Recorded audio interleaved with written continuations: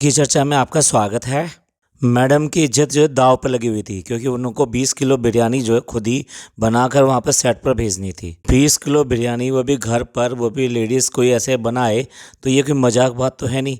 और ना ही मैडम जो है इतनी प्रोफेशनल हैं कि वो इतनी ज़्यादा क्वांटिटी में चीज़ें बना सकें। तो उन्होंने पहले तो इस सबको हिसाब किताब जो है दिखाया कि मैं जो है एक डायरी यूज़ करती हूँ। मैंने इस तरह से एक एक करके 4 पतीले यूज़ किए और इनको अलग अलग दम लगा के, और तब मैंने ये जो बिरयानी तैयार करी है। मसाला भी दिखा दिया कि हाँ, मैं इस तरह से इतना सारा मसाला ऑलरेडी बना कर रखती हूँ और इसका काम आने वाला है, क्योंकि ये करना है। अब ये तो उन्होंने अपनी तरह से दिखा दिया कि मैंने चलो ये सब बनाया है, और 4 भगोने दिखा दिए, 2-4 बार कड़छी चलाकर दिखा दी, और ये सब चीज़ें ब्लॉग में शूट करके दिखा दी। पर असलियत क्या है? असलियत में ये डेफिनेटली जो है उनके बस की बात नहीं है कैसे भी। एक जो उन्होंने एक दिन पहले जो 10 केजी का गोश्त बनाया, वो 10 केजी, वो जो वेसल है जिसमें कि वो बनाया गया था, वो किसी हालत में भी जिस लेवल पे था वो 10 किलो का हो ही नहीं सकता। तो ये तो बात टोटली टोटली गलत है। जो एक दिन पहले उन्होंने बना के रख दिया, जैसे चख कर उन्होंने चेक भी कर लिया कि हाँ ठीक है या नहीं है। दूसरी बात, वो जो गोश्त बनाया वो ऐसा गोश्त बनाया कि जैसे कि आप नान या रोटी के साथ में खाते हैं उस तरह से। उसमें अगेन इतना सारा मसाले के साथ में, मसाला तो होना अच्छी बात है, लेकिन इतना सारा तेल के साथ में बिल्कुल वो कोरमा स्टाइल में बना हुआ गोश्त था, जिसको वो पूरी तरीके से बिरयानी में यूज़ करना चाहती थी। पहले इतने सारी जगह चावल बनाना, इतने सारे पतीलों में, फिर उसके बाद में उसको लगा कर फिर दम लगाना। एक नीचे की गैस से ये कह रही हैं कि ऊपर कर ली, मतलब हिसाब किताब पूरा लगाया है कि मैंने नीचे भी कराया है, ऊपर भी कराया है। वो बात दूसरी है कि नीचे भी अगर बिरयानी बनाई है उन्होंने और ऊपर भी बनाई है, दम लगाया है, उसके बाद में जब जाते समय वहाँ पर जा रही हैं, कह रही हैं कि ऐसे ऐसे बिरयानी लेके जा रही हैं, दुआ कीजिएगा सब अच्छा निकले। तो आप दुआ क्यों करवा रही हैं? आपने वहाँ पे चेक नहीं करवाया? मतलब नीचे बनाया भी, चलो नीचे नहीं बनाया होता तो एक बार को ये बात होती कि भी आपने उन्हें दिखाया नहीं दिखाया। आपने उनके यहाँ ही बिरयानी बनाई, उसके बाद में भी मतलब एक एज ए सीनियर पर्सन, या ये कह लिए फैमिली का बड़ा बुजुर्ग होने के नाते, आपने उनको बिल्कुल भी नहीं दिखाया कि ये जो बिरयानी बनी है ये कैसी बनी है, मैंने अच्छी बनाई है या बुरी बनाई है। आप बस फाइनल रिजल्ट किससे लेने जा रहे हैं? वहाँ सेट पे लेने जा रहे हैं। वहाँ या तो फेल होंगे या आप पास होंगे, और यहाँ पर घर पे आप दुआएं करा रहे हैं। वाकई में जैसी आप हरकतें करते हैं ना, तो उसके लिए तो दुआओं की ही ज़रूरत है, और इनके व्यूअर्स अच्छी तरह जानते हैं कि क्या करना चाहिए। असल में ये जो बनाया है ये 4 लोगों ने मिलकर बनाया है। इन्होंने शूट करने के लिए अपने घुमा घुमा कर दिखा दिया, इन्होंने नहीं दिखाया कि इन्होंने कैसे बनाया क्या नहीं बनाया। अरे अगर 20 किलो बिरयानी घर पे, वो भी एक बार में ना बनकर 4 बार में बनाई जाएगी, तो ऐसे में उस व्यक्ति की हालत क्या होगी? मतलब आप सोच के देखिए। मैं ये कह रहा हूँ कि 4 जगह बिरयानी बनाना, और उसमें क्या मेहनत नहीं लगती? क्या कुछ भी मेहनत नहीं लगती? पर कहीं पर भी व्लॉग में आपको एक शिकन दिखाई दिया कि हाँ ये इसने इतनी मेहनत करी है, इसने इतना परिश्रम किया है, और जिसका रिजल्ट ये है कि ये बिरयानी बनकर तैयार होगी? कहीं पर भी नहीं दिखाई देता। वो बात दूसरी है कि जब ऐसे बिरयानी बनानी हो, घर में दिखाना हो, तो बिल्कुल घरेलू एक मुस्लिम महिला की तरह ढीले ढीले कपड़े पहन लो, उसके ऊपर एक दुपट्टा डाल लो, और उसके बाद में उसको सर से ढक लो। तो ये सारी चीज़ें दिखाने में तो आप पूरे माहिर हैं। मतलब यहाँ पर एक्टिंग करने में तो आप है ही एक्सपर्ट। आपने खाना बनाने वाली और साथ साथ जो है एक मुस्लिम महिला, दोनों की बड़ी अच्छी एक्टिंग करने के लिए पूरा ड्रेस, ये सब चीज़ें जो ना पूरा, मतलब हर चीज़ कॉस्ट्यूम के साथ में बिल्कुल रेडी रहती हैं दिखाने के लिए और करने के लिए। तो चलिए कैसी भी सही, आखिर बिरयानी तो तैयार होगी, और बिरयानी लेके फिर सेट पे जाने को तैयार। जब सेट पे लेने जाने को तैयार हैं तो साथ में वो जो डब्बा जी जो हैं वो भी चल रही हैं। अब डब्बा जी जो चल के आई तो उन्होंने कहा कि मेरी चप्पल टूट गई। तो उस चप्पल टूटने के बहाने कि वो चप्पल दोबारा लेने के लिए गई हैं, मैडम रुकी नहीं है। तो साफ जाहिर होता है इससे दोनों के आपस का जो क्लेश है, जो प्रॉब्लम है, जो गैप है, वो साफ दिखाई देता है। मैडम रुकी नहीं है, मैडम कहती हैं चल ठीक है तू आ जाना। मतलब मैडम जो है चल दी, और जबकि वहाँ पर दोनों की गाड़ियाँ एकदम आगे पीछे एक साथ पहुँची हैं। उसके बाद में भी मैडम 5 मिनट उसके लिए रुकने को तैयार नहीं थी कि उसको अपनी गाड़ी में शेयर करती या उसको अपने साथ में लेकर जाती। मे भी उसमें बहुत सारा खाना रखा हुआ था, और फिर साथ में बच्चे की चीज़ें, और फिर साथ में जो है जो माता जी हैं यानी कि नैनी जो हैं, वो नैनी को भी जाना जाना ज़रूरी है, तो हो सकता है। लेकिन जब दूसरी गाड़ी जा रही थी और एक साथ जा सकते थे, दूसरी गाड़ी में भी जा रहे हैं तो साथ साथ तो जा सकते थे ना।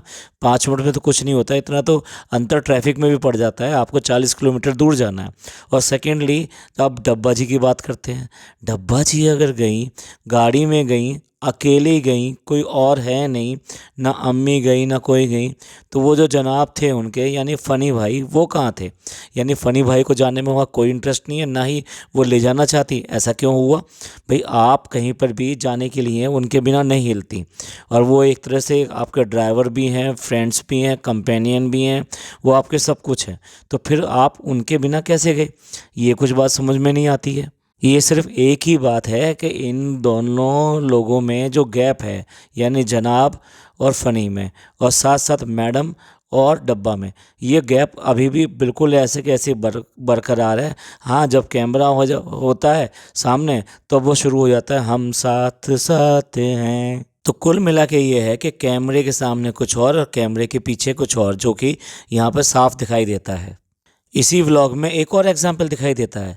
वहाँ पर सेट पर जाकर वो बिरयानी जो है सबको दे दी गई, और उसके बाद में वहाँ आपस में बात कर रही हैं, और बात हो रही है उस व्लॉग की जिसमें कि उन्होंने मेकअप कॉन्टेस्ट कराया था फ़नी के साथ में, और फ़नी ने बड़ा शानदार मेकअप किया था। भाई हम नहीं कह रहे, ये तो वो लोग कह रहे हैं कि नहीं वो तो ऐसा बुरा मेकअप किया, फिर भी सब लोग तारीफ़ पे तारीफ़ कर रहे हैं, तारीफ़ पे तारीफ़ कर रहे हैं, और मैडम खींचने का बिल्कुल मौका नहीं छोड़ रही, उसको दबा दबा के प्यार से, बड़े प्यार से बार बार खींच रही हैं। नहीं नहीं, उसने अच्छा किया था और अच्छी लग रही थी, अरे कितनी क्यूट लग रही थी तुम।